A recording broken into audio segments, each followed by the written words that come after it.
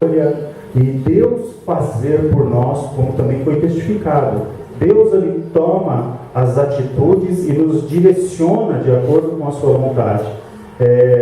Eu sempre falo aqui que uma coisa assim que nós, pelo menos a maioria de nós, temos um hábito que não é bom. Nós oramos muitas vezes pedindo direção para Deus para as grandes coisas na nossa cabeça, não é? Eu vou comprar uma casa, eu vou trocar de carro, eu vou fazer algo que na minha concepção é grande. Aí nós buscamos a Deus, nós oramos a Deus, mas nós não oramos a Deus para comprar uma camisa, para comprar um sapato, para ir ao mercado, na feira. Às vezes a gente está com um dinheirinho lá no bolso. Senhor, prospere esse meu dinheiro para que eu possa ir ao mercado, ir à feira, enfim, ao sacolão, e que com esse dinheiro que eu tenho, seja ele muito ou pouco, eu consigo trazer tudo aquilo que eu preciso. Alguém já teve essa experiência de ir ao mercado com dinheiro no bolso e você achar que não vai dar para fazer muita coisa, e quando você termina de passar pelo caixa, você olha e fala, meu Deus, quanta coisa que deu para me comprar, né? E você chega em casa e começa a tirar coisa da sacola e fala, Deus multiplicou esse negócio aqui, porque outro dia eu vim no mercado com um valor mais ou menos igual e não levei um terço do que eu estou trazendo hoje. Então, quer dizer, isso é bênção de Deus. Bênção de Deus não é nós termos muito dinheiro. Bênção de Deus é nós sermos prósperos naquilo que fazemos. Tem gente que tem uma prosperidade tremenda com pouco dinheiro. Tem gente que ganha muito dinheiro e põe tudo num saco furado. Parece que aquilo lá não adianta nada na vida dela. Então a prosperidade de Deus, ela vai muito além do valor monetário que você tem no bolso, não é? E isso eu acredito que está ligado muito às nossas escolhas. E dentro do texto que até o Renatinho mencionou aqui lá em Daniel, que eu vou pegar aqui por base, nós falamos bastante já sobre esse assunto um tempo atrás. Nós fizemos um propósito aqui na igreja sobre esse assunto. Falando nisso, nós estamos estudando um novo propósito de oração aqui para a igreja, tá? Que em breve nós estaremos anunciando para a igreja mais 21 dias de oração aqui na igreja, amém? Quero ver, se Deus permitir, até a semana que vem a gente já conclui isso aí. Nós vemos aqui uma situação onde, aqui no capítulo 1 de Daniel, onde alguns jovens foram levados cativos à Babilônia. Tiveram sua cidade destruída, suas famílias praticamente destruídas. Lembra que eu falei um tempo atrás aqui, especificamente sobre Daniel? Daniel, ele perdeu sua pátria, perdeu sua família, ele perdeu tudo que ele tinha, até a sua identidade lhe foi tirada. Porque quando ele chega à Babilônia, eles dão um novo nome a Daniel, um nome pagão, né? O nome Daniel, ele é substituído por um outro nome pagão, um idioma diferente, ou seja, tudo aquilo que ele aprendeu lhe foi tirado, tudo aquilo que ele obteve lhe foi tirado. Só não tiraram uma coisa de Daniel: aquilo que ele era diante de Deus. Então, irmãos, eu vou usar uma frase aqui que não é minha, tá? Essa frase aqui eu ouço muito de uma pessoa, e tem razão no que diz. Vale muito mais nós sermos alguém diante de Deus do que simplesmente termos. Porque aquilo que você tem pode ser tirado a qualquer momento. Eu posso me gloriar de ter isso, ter aquilo outro, mas aquilo que eu sou diante de Deus, ninguém tira. Porque é o que você é. Somos perfeitos? Não. Mas podemos ter um desejo no coração de acertar. E isso para Deus vale bastante. Foi o caso de Davi, né? Como já foi dito aqui também. Por que Davi era um homem segundo o coração de Deus? Porque Davi procurava acertar. Ele era a típica pessoa que colocava Deus na frente de tudo aquilo que ele ia fazer. E as poucas vezes que ele não fez, ele se deu muito mal, né? Mas voltando aqui para Daniel ele chega numa situação onde que para nós, talvez aos nossos olhos, nós encararíamos como uma bênção. Daniel estava numa terra distante, lá na Babilônia, Aí de repente chega alguém e fala: olha, vocês jovens que vêm de Judá, de Jerusalém, o rei Nabucodonosor dá uma ordem para que vocês sejam separados e vocês vão ser cuidados de uma forma diferenciada durante 3 anos, onde vocês vão comer da comida que é servida na mesa do rei, e vocês vão aprender o idioma local, vocês vão vão ser instruídos na ciência que os babilônicos conhecem, para que vocês depois possam servir o rei. Imagina você falar isso para alguém que não tem mais família, que tem a vida destruída, perdeu a nação, perdeu a pátria, perdeu tudo que tinha. Talvez você olhe para essa situação e fale: pô, chegou minha vez, pelo menos aqui eu vou comer bem, vou dar a presença do rei e vou ter uma oportunidade de crescer nessa terra. Mas qual foi a postura de Daniel? A Bíblia diz que, no versículo 8 do capítulo 1, e Daniel assentou no seu coração não se contaminar com a porção do manjar do rei, nem com o vinho que ele bebia. Portanto, pediu ao chefe dos eunucos que lhe concedesse não se contaminar. Daniel sabia que era uma nação pagã. Daniel sabia que a mesa do rei era sacrificada ou oferecida a ídolos pagãos. Daniel sabia que a cultura daquela nação, daquele império, era idólatra, ela era pagã. E Daniel não quis compactuar com aquilo. Então veja que essa decisão de Daniel, ela tem um cunho totalmente espiritual. Daniel não rejeitou a comida do rei porque ele estava com medo de engordar e ele era vaidoso. Não foi por isso. Daniel não rejeitou a comida do rei porque talvez tivesse leite e ele era alérgico à lactose. Não foi por isso.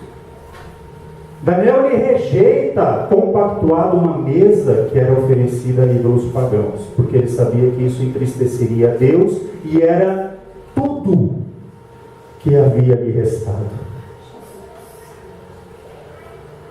Tudo que Daniel possuía era Deus. Isso para ele era suficiente. Aí Daniel faz uma proposta para o chefe dos eunucos, fala assim: olha, vamos fazer o seguinte, nós vamos ficar aqui, nós vamos aceitar a instrução, nós aceitamos aprender o idioma, mas eu não quero me contaminar com os manjares do rei, não vou querer comer essa comida não. Eu quero comer legumes. Vocês podem servir legumes? Aí o chefe da prisão do eunuco, ele temeu. Ele falou: eu vou começar a tratar esses rapazes com legumes, Daniel e os seus amigos com legumes. Daqui a um tempo o rei vê esse pessoal aqui tudo desnutrido e vai achar que eu não estou fazendo a minha parte. E o negócio vai ficar ruim para o meu lado. Então o chefe do carcereiro aqui falou: não, o chefe dos eunucos falou: não, eu não acho que vai ser possível servir legumes não. Daniel falou: faz uma experiência durante 10 dias. Esse projeto do rei era de 3 anos. Os irmãos podem ler aqui, versículo 5. O rei lhes determinou a ração de cada dia da porção do manjar do rei e do vinho que ele bebia, e que assim fossem criados por 3 anos, para que no fim deles pudessem estar diante do rei. O rei determinou isso. O chefe dos eunucos aqui, ele faria algo que desobedeceria uma ordem direta do rei. Ele estava pondo a cabeça dele na forca ali, né? O pescoço dele na corda ali. Então, Daniel fala: olha, faz uma experiência, serve legumes para nós por 10 dias, e se você achar que a gente está desnutrido, como você está pensando, vai tudo bem, para com essa história, a gente entra aí na situação e vamos ver o que dá. Mas se a nossa aparência for boa daqui a 10 dias, aí você continua servindo legumes para nós durante os 3 anos. Passaram-se os 10 dias, o chefe do eunuco olhou para Daniel e para os seus amigos, e a Bíblia diz que eles estavam mais corados e mais gordinhos, assim, com aparência melhor do que os outros que comiam a comida do rei. E aí o chefe dos eunucos falou: estou vendo que vocês estão melhores assim, então vamos continuar fazendo dessa maneira. Então veja que a renúncia de Daniel, ela é muito mais profunda do que a gente imagina. Eu, particularmente, eu acho muito bom uma sopa de legumes. Quem não gosta de uma sopa de legumes? Ainda mais com esse tempinho aqui, né? Eu gosto. Mas imagina você comer todo dia sopa de legumes por 3 anos. Daqui a 3 anos você está da cor da cenoura, né? Tanto comer legumes. Mas veja que foi uma renúncia que valeu a pena para eles. Por quê? Porque aqui no versículo 19, quando eles são apresentados ao rei Nabucodonosor, diz aqui, ó, e o rei falou com eles, e entre todos eles não foram achados outros tais, como Daniel, Ananias, Misael e Azarias, que aqui depois tiveram os nomes trocados, né? Da Sadraque, Mesaque e Abednego. Por isso permaneceram diante do rei. Eles foram colocados como ali prefeitos em algumas províncias da Babilônia, né? Sadraque, Mesaque e Abednego, e Daniel ficou ali auxiliando diretamente o rei Nabucodonosor como um dos principais sábios do império. O que eu quero dizer com isso? A nossa vida, irmãos, ela é feita de escolhas. Nossa vida, ela é feita de decisões. Tem decisões que nós temos tempo para pensar. Tem decisões que a gente pode parar, buscar Deus. Mas tem coisas que tem que ser meio rápido. E são justamente nessas que a gente erra. Nas outras a gente também erra quando não buscamos a Deus. Mas essas decisões rápidas são geralmente as que nós falhamos. Principalmente quando o assunto está relacionado à tentação. O que é uma tentação? Uma tentação é uma coisa que o inimigo muitas vezes nos oferece. E o inimigo, ele conhece a cada um. Talvez uma tentação que o inimigo use para a minha vida não sirva para a tua. Tem gente que tem queda por dinheiro, tem gente que tem queda por mulher, tem gente que tem queda por homem, tem gente que tem queda por poder, tem gente que tem uma queda, enfim, por N situações. Então o inimigo, ele fica observando. Ele observa, bom, esse aqui gosta de dinheiro, então vamos colocar uma oferta ali para ele se contaminar com essa situação. E muitas vezes são as decisões rápidas que nós precisamos tomar. Eu não quero, eu rejeito. Quanto tempo dura uma tentação? Vocês já pararam para pensar nisso? Tem tentação que é coisa de 15, 20 minutos, né? Se você não dá crédito para aquele pensamento, ou para um olhar, ou para uma situação, aquilo passa. E você esquece, ficou para trás. Quando você vai alimentando, aquilo vai virando um gigante, vai virando um monstro na tua frente. E é até que você se sente sem força para resistir a tal suposta tentação. É onde muitas vezes nós erramos nas nossas escolhas. Eu quero frisar aqui para os irmãos nessa noite a importância da renúncia e da escolha mediante a vontade de Deus. Se nós olharmos para todos os homens e mulheres na Bíblia, todos eles foram provados antes de obter alguma coisa de Deus. Seja rápido ou não, todos eles foram provados. Se a gente parasse aqui para olhar para a própria vida de Daniel, será que Deus não ficou observando 3 anos esse camarada comendo legumes? Vamos ver se vai ser assim mesmo. E eles perseveraram 3 anos comendo legumes. O que Deus faz diante dessa situação? Bom, se ele foi fiel numa coisa que compromete a sua subsistência, ele vai ser fiel nas outras coisas também. Daniel foi um homem que ele viveu o Império Babilônico, ele viveu depois o Império de Belsazar, ele viveu até o começo do Império de Ciro, o Império Medo-Persa. Ele passou, contando o tempo que ele nasceu em Judá e Jerusalém, ele passou por praticamente 4 impérios. E a posição de honra que ele alcançou na Babilônia, ele jamais perdeu. Na época de Belsazar, lembra quando saiu aquela mão na parede lá, que eles estavam fazendo uma festa, profanando os utensílios da casa do Senhor? Aí apareceu uma mão lá na parede e escreveu umas palavras lá que ninguém conseguia interpretar. Mené, Mené, Tekel, Parsim, ou em outra tradução, Pérez. Aí o rei Belsazar se assusta com aquilo, vê aquela mão sem braço escrevendo aquilo na parede, para a festa toda, todos embriagados ali, e ele fica ali preocupadíssimo com aquilo, manda chamar os sábios ali da Babilônia.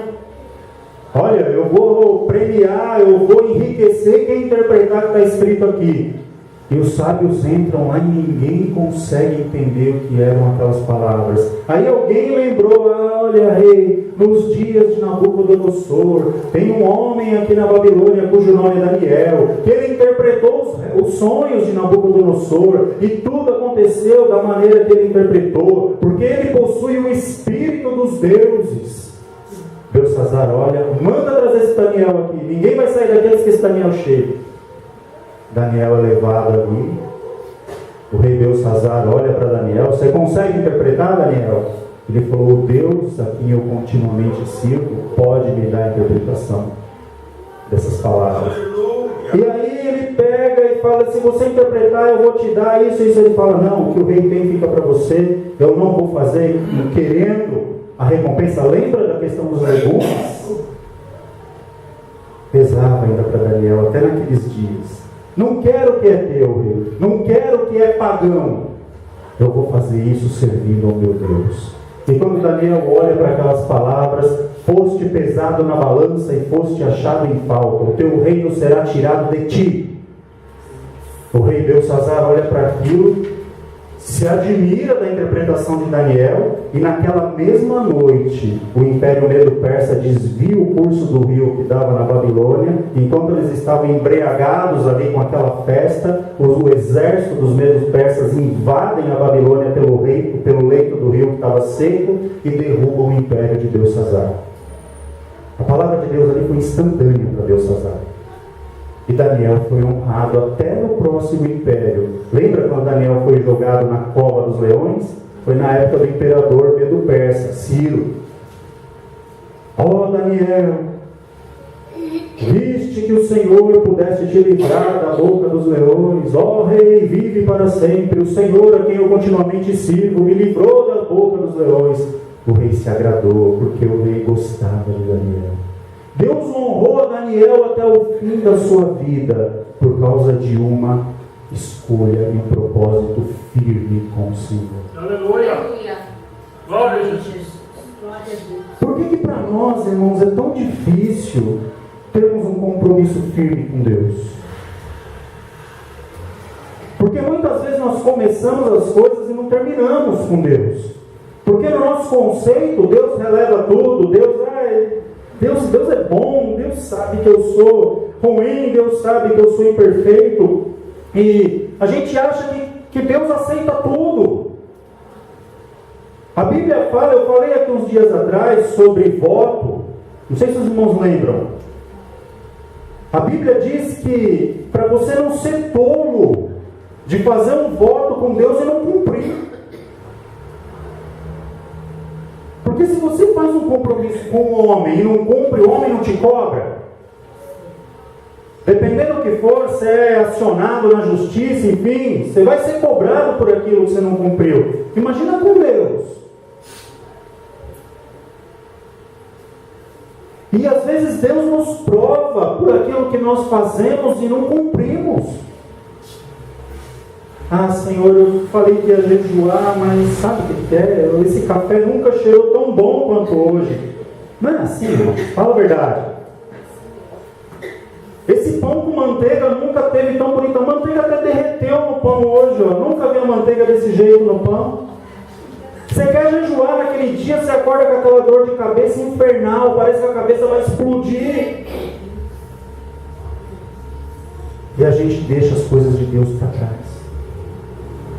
Será que um dia Daniel não levantou de manhã e falou: legumes de novo, faz 2 anos e meio que eu como isso todo dia. Mas eu falei para Deus que eu ia comer. E vai lá, e glória a Deus pelo alimento de hoje, Senhor, e abre a boca e come tudo. Então o que eu quero dizer com isso? Tudo aquilo que você faz para Deus, você vai ter uma recompensa. Tudo aquilo que você se dispõe a fazer para Deus, Deus não fica devendo nada para ninguém.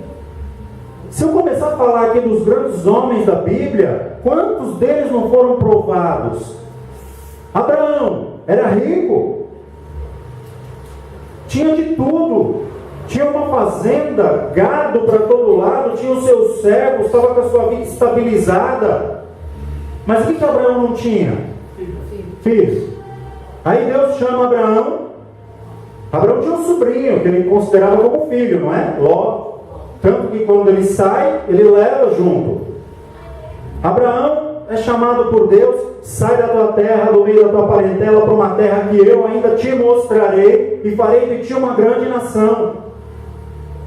Eu já falei muito sobre isso também. Deus fez uma proposta para Abraão, mais ou menos assim: enche o tanque do teu carro, liga, põe tudo dentro que você tem, pega uma estrada que eu não vou te falar qual é, para você ir para um lugar que eu não vou dizer onde é, e você vai sair pela fé, aí acreditando que esse carro vai andar até chegar lá, e quando estiver chegando eu te aviso o que você tem que fazer. A proposta de Deus foi mais ou menos assim: sai da tua terra, da tua parentela, para uma terra que eu te mostrarei. A Bíblia diz que creu Abraão no Senhor, e isso lhe foi imputado como justiça. Aleluia. Mulher de Abraão era estéril, avançada em idade. Abraão já era avançado em idade. E Deus diz: far-te-ei uma grande nação. Sabe quanto tempo durou essa aprovação para Abraão? Até ele conseguir visualizar tudo isso que Deus havia prometido? 25 anos. Tem coisas que a gente pede para Deus, Deus demora 2 dias para responder, a gente já não quer mais ir na igreja.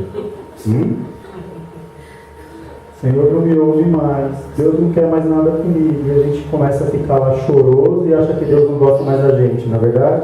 Aí Deus simplesmente fala: olha para a cruz. Você acha que eu não gosto de você? Olha para a cruz. Aleluia. Olha para a cruz. Pensa se eu não gosto de você. Pensa se eu não estou preocupado com você. Olha o que eu fiz na cruz por você. E Abraão sai. E chega momentos da vida de Abraão que ele fica triste, que ele fica cansado, que ele cai vamos dizer assim, não é que ele não acredita mais em Deus, mas a esperança de Abraão vai se esvaindo. Ele vai perdendo a visão daquilo que Deus tinha para fazer na vida dele. E lá no Gênesis capítulo 15, você vê um Abraão dentro de uma tenda. E Deus olha para Abraão e fala assim: sai para fora. Aqui você não vê nada. Sai para fora. Abraão sai, olha para o céu todo estrelado. Deus fala para Abraão: conta as estrelas. Eu quero crer que ele até tenha tentado, né? 1, 2, 3, 2.390 e perdi a conta.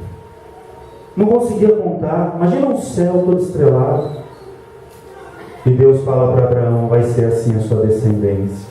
Olha para o chão, Abraão. Abraão no deserto, aqueles grãos de areia. Quantos grãos de areia agora, Abraão? Não dá, Senhor. Desse jeito vai ser a sua descendência. Glória a Jesus. Senhor, mas faz 15 anos que eu já estou esperando. A mulher não pode ter filho, eu também já estou velho. Abraão dá filhos até hoje, sabia? Aleluia. A nação de Israel tem judeu nascendo até hoje. Deus falhou com Abraão, irmãos? Deus cumpriu com Abraão. Por que ele não vai cumprir comigo e com você? Aleluia. Tudo é porque ele perseverou. Ele deixou aquilo que Deus disse que era para deixar. Ele largou o que Deus disse que era para largar. E aquilo que ele tentou dar um jeitinho e trazer junto, no caso de Ló, lá na frente deu problema. E Deus mandou separar. E ele separou. Se a gente pegar a vida de José, Deus olha para José, começa a revelar coisas a José. José, com 17 anos, nós conhecemos a história, é vendido pelos seus irmãos, é levado para o Egito, fica ali na casa de Potifar um tempo, depois sai de lá, vai para a prisão, diante de uma situação que foi armada para ele.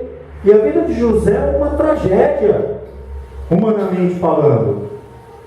E a Bíblia diz que com 30 anos de idade, José foi colocado como o segundo homem mais poderoso do Egito. Era só Faraó que era acima de José.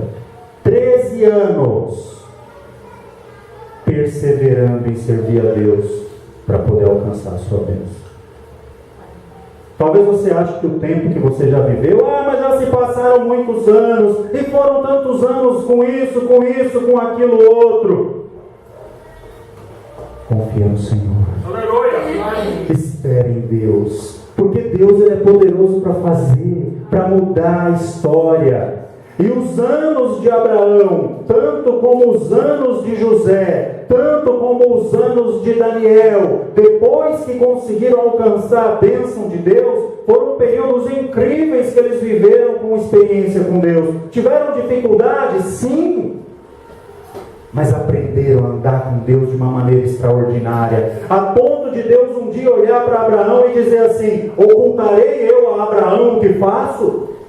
Deus tratava Abraão como um amigo, já não era mais como um servo. Esses homens, quando você lê o capítulo 11 da Epístola aos Hebreus, você acha lá uma passagem que é chamada da galeria dos heróis da fé.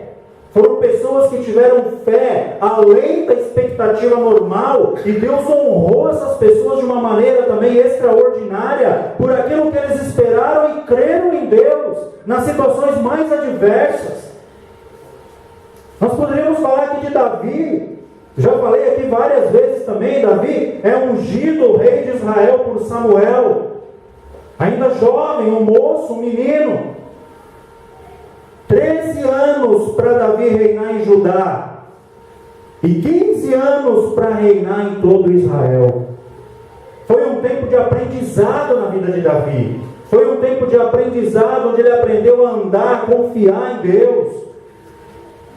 Existe um tempo de aprendizado na nossa vida que muitas vezes nós não compreendemos, porque se Deus desse tudo o que nós queremos de uma forma imediata, Ele nos estragaria. Porque é bem verdade que muitos de nós só sabemos estar na presença de Deus no momento da adversidade. Que quando está tudo muito bem, o que a gente faz? Se manda. Desculpa a expressão, mas é verdade. Vou cuidar da minha vida. Tenho minha casa na praia, tenho minha fazenda, tenho não sei o que, encho o tanque do meu carro e vou viajar, vou curtir minha vida. Não estou dizendo que isso é errado, irmãos. Mas o que eu quero dizer essa noite, como já foi dito aqui, é a questão da primazia, é colocar Deus em primeiro plano. Eu preciso ter um propósito firme com Deus, que não vai ser um lazer que vai me tirar da presença de Deus, que não vai ser um suposto momento de prazer que vai me tirar da presença de Deus. Eu sei que eu tenho um compromisso com Deus, que eu vou servi-lo com fidelidade, ainda que é lícito você gozar um período de férias, um período de descanso, ter um lazer sim, mas tudo debaixo da direção. E sobre a biografia de Moisés, não sei se os irmãos lembram, eu queria muito ter gravado aquela passagem lá, porque eu sempre me pego pensando nisso.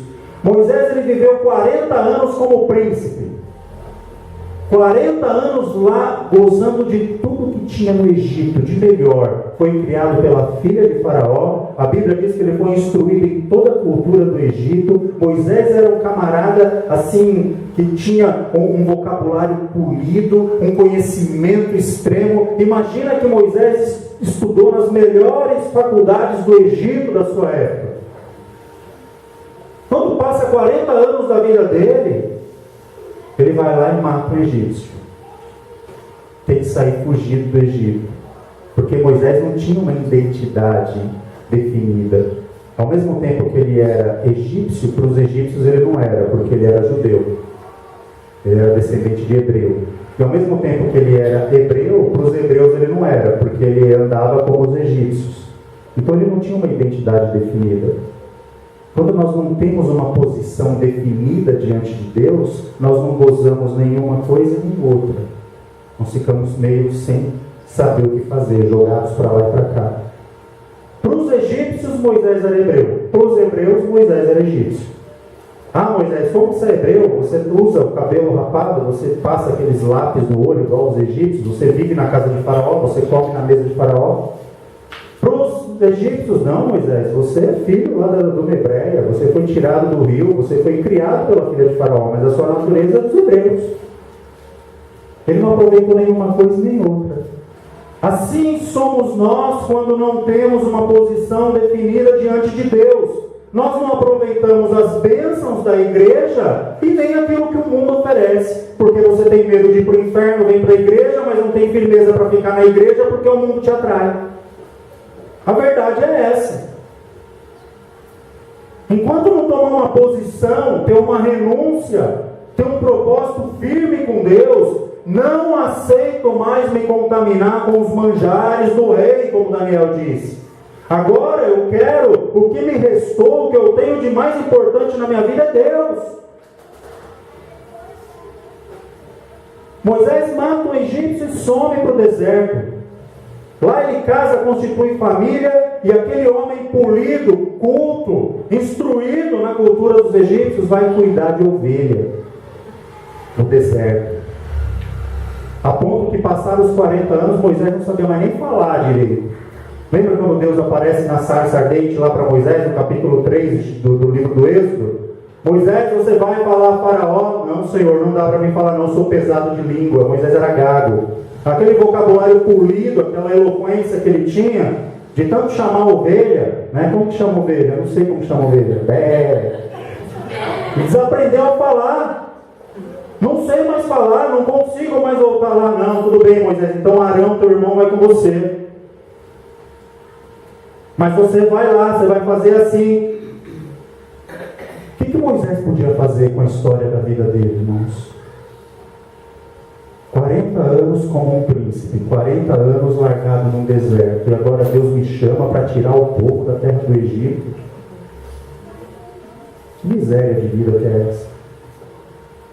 Não aproveitei nenhuma coisa, não aproveitei nenhuma outra. Ele podia pegar a biografia dele e jogar na lata do lixo. Mas sabe o que serviu essa biografia para Moisés? Experiência. Você vai provar do bom, você vai provar da dificuldade, para você poder dizer como Paulo: posso todas as coisas naquele que me fortalece. Porque agora você não vai confiar nem na riqueza do Egito e nem na tua pobreza. Você vai saber que quem te sustenta sou eu, Moisés. E você vai lá e vai tirar o povo da terra do Egito. A biografia de Moisés foi de grande proveito para ele. A nossa biografia, as nossas lutas, os anos que se passaram, que muitas vezes nós podemos pensar que foi perdido, ou que foram perdidos, ele constitui ou ele constrói uma biografia de quem eu e você somos hoje. E é exatamente isso que Deus usa para moldar, para nos fazer alguém diante dele. Porque nessas situações nós demonstramos para Deus de verdade quem é que nós somos. É nessas horas que nós mostramos para Deus o que nós temos dentro de nós, o valor que nós temos dentro de nós, para ficar claro para Deus aquilo de precioso que temos. Que Deus possa nos abençoar. Então, o que eu quero dizer com tudo isso nessa noite, irmãos? O que falta para ter uma decisão firme? Se eu perguntar aqui quem quer Jesus, todo mundo quer Jesus. Se eu perguntar aqui quem já aceitou Jesus, eu quero crer que todo mundo aqui é crente. Mas se eu perguntar aqui, quem pode dizer, como o profeta disse: eis-me aqui, Senhor, e complementar: envia-me a mim. Porque agora nós estamos aqui, né? Se Deus chamasse cada um pelo nome aqui agora: eis-me aqui, Senhor. Aí daqui pouco mais de 10 minutos, nós não estaremos mais aqui. Cada um vai embora para sua casa. Nós temos tempo ainda de tomar um propósito firme com Deus. Eis-me aqui, Senhor, envia-me a mim.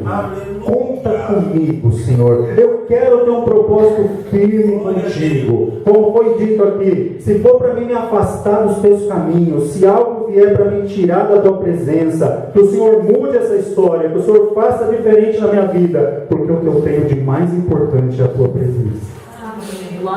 O meu tesouro mais precioso é a tua presença. A Bíblia não diz, Jesus não disse numa parábola, que certa feita um homem vai a um campo e acha um tesouro naquele campo, e ele vende tudo que tem para comprar aquele campo, porque ele sabe que aquele campo escondia um tesouro.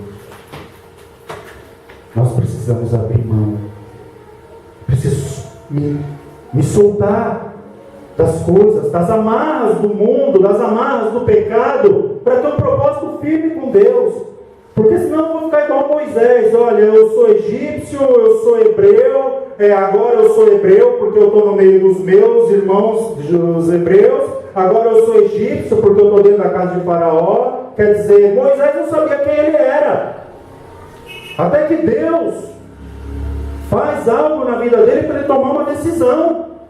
De que lado você vai ficar, Moisés? Não, eu vou ficar do lado de libertar o povo, porque eles são meus irmãos. Ah, então você tomou partido. Agora você tomou uma decisão. Agora então o meu trabalhar na sua vida vai ser diferente. Porque a partir de agora você reconheceu verdadeiramente quem você é. E aí Deus começa a fazer maravilhas através da vida de Moisés. Foi assim com Moisés, foi assim com Abraão, foi assim com José, foi assim com Davi, foi assim com Daniel e com tantos outros. E vai continuar sendo assim sempre, porque Deus ele sempre vai nos provar. Deus sempre vai querer ver algo de nós, da nossa parte, que demonstre a nossa fidelidade por Ele. Deus está cansado de ver igrejas lotadas, de gente correndo atrás de promessas, de bênçãos materiais. Não é isso que Ele quis para o povo dele, não foi por isso que Jesus morreu na cruz. Não foi para enriquecer ninguém, mas foi para nos fazermos cidadãos de um reino que Ele veio anunciar.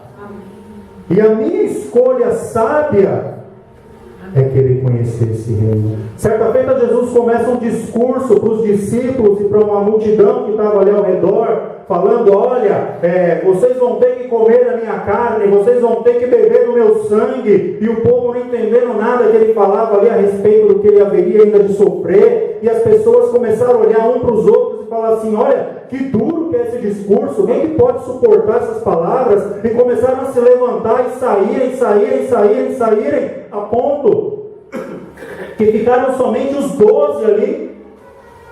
E Jesus interrompe o seu discurso, olha para os 12 e fala, e vocês, querem levantar e ir embora também? Aleluia! Pedro tomou uma decisão rápida. Glória a Deus! Rapidinho ele respondeu, Senhor, para onde iremos nós? Só Tu tens as palavras de vida eterna. Aleluia! Glória a Deus. E nós temos entendido e crido que Tu és o Cristo, o Filho de Deus. Jesus olha para Pedro, bem-aventurado és tu, Pedro, porque não foi carne e sangue que te revelou isso, mas foi meu Pai que está no céu. Aleluia. Depois disso, Pedro negou Jesus. Mas ele sabia o caminho de volta. Ele sabia em quem ele podia crer. Ele sabia em quem ele podia confiar. E aquele Pedro tempestuoso, impulsivo, que tomava ali umas decisões meio sem pensar, que cortava a orelha do soldado, que respondia meio de qualquer jeito. A gente vê esse Pedro lá no livro de Atos transformado pelo poder do Espírito Santo. E numa das suas pregações a Bíblia diz que 5.000 homens aceitam a Jesus. Na segunda pregação 3.000 homens aceitam a Jesus. Um Pedro totalmente transformado pelo poder de Deus, porque simplesmente tomou uma posição firme diante de Deus.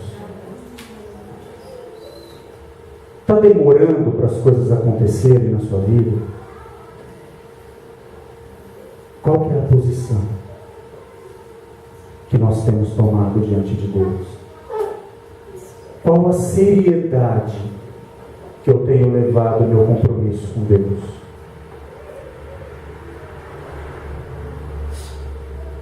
Ah, Senhor, eu vou para a igreja quando dá, eu oro quando dá, Bíblia eu leio de vez em quando, no celular eu vejo a mensagenzinha lá que chega no meu WhatsApp de manhã, eu abro lá, uma frasezinha, um versículozinho de bênção lá. Usado que ninguém manda no WhatsApp de ninguém, né? Arrependa-te. Ninguém manda, né? Ó, raça de víboras. Já recebeu uma mensagem assim? Eu nunca recebi. É só de incentivo. Mas faz parte da palavra. A vara bate para os dois lados. A Bíblia diz: a minha vara e o meu cajado te consola. Então quer dizer, às vezes Deus tem que falar duro com a gente. Precisamos ter uma posição definida diante de Deus e crer que tudo aquilo que Deus fez na sua vida até hoje contribui para o plano e para a vontade dele. Mas o irmão não sabe o que eu passei, o irmão não sabe da minha história, o irmão não sabe o que eu sofri. Eu não sei, mas Deus sabe. E se você passou por tudo isso, é porque Deus viu algo em você e acreditou que você era capaz de suportar tudo isso para um propósito que vai além da sua compreensão. Quem sabe Deus um dia não disse para Satanás assim, como disse de Jó: viste meu servo Jó, homem reto, sincero, temente a Deus, desvia-te do mal? Será que ele não trocou o nome Jó pelo nome de qualquer um de nós aqui? Viste o meu servo, está passando por isso, viste a minha serva, passou por isso, mas continua me louvando, continua me adorando. A palavra de Deus diz assim, irmãos, presta atenção nisso. Eis que diante de ti pus uma porta aberta, porque tendo pouca força, não negaste, guardaste a minha palavra e não negaste o meu nome. Talvez a gente pense assim: Deus vai me abrir uma porta porque eu sou o mais santo da igreja, porque eu sou o crente mais fiel da igreja, porque eu sou o melhor crente da igreja. A gente quer estar num status lá em cima, e Deus está falando justamente ao contrário. Eis que eu te pus uma porta aberta, porque no meio de todas as dificuldades, no meio de todas as provações, no meio de toda a luta, no meio de toda a dor, guardaste a minha palavra e não negaste o meu nome. A porta se abre em meio à provação. É um momento que Deus nos abre a porta. Deus não abre a porta quando eu me acho super crente, porque eu não sou um super crente. A minha visão é equivocada quando eu penso assim. Eu preciso crer como Paulo.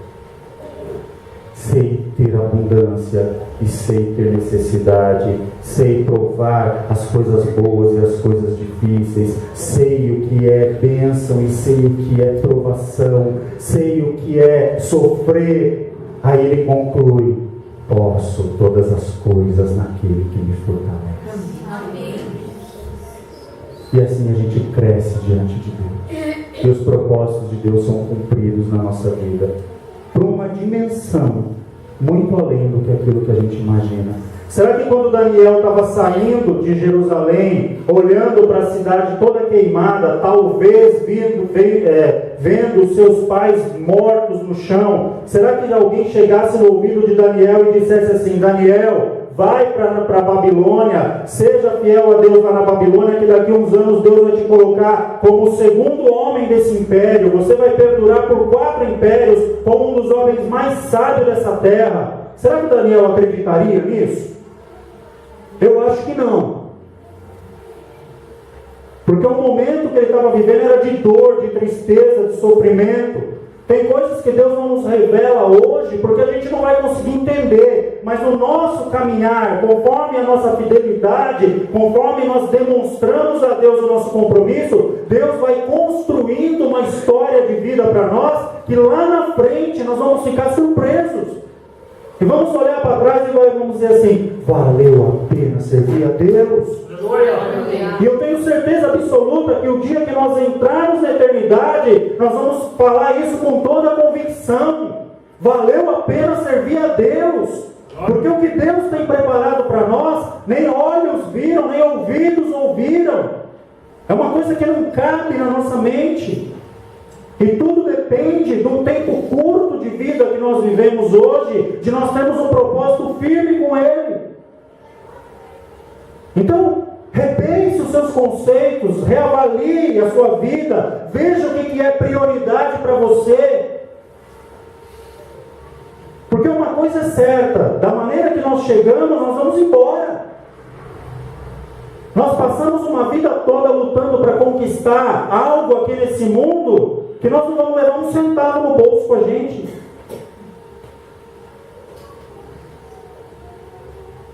A Bíblia diz: onde estiver o vosso tesouro, aí estará também o vosso coração. Tem um hino que diz: precioso para mim é Jesus. Glória a Deus. Aleluia. Não existe tesouro maior do que Jesus. Amém? Meu tempo já foi, nós vamos encerrar por aqui. Que Deus abençoe a igreja, que o Espírito de Deus possa falar melhor em cada coração. Deus abençoe, vamos nos colocar em pé para nós orarmos a Deus.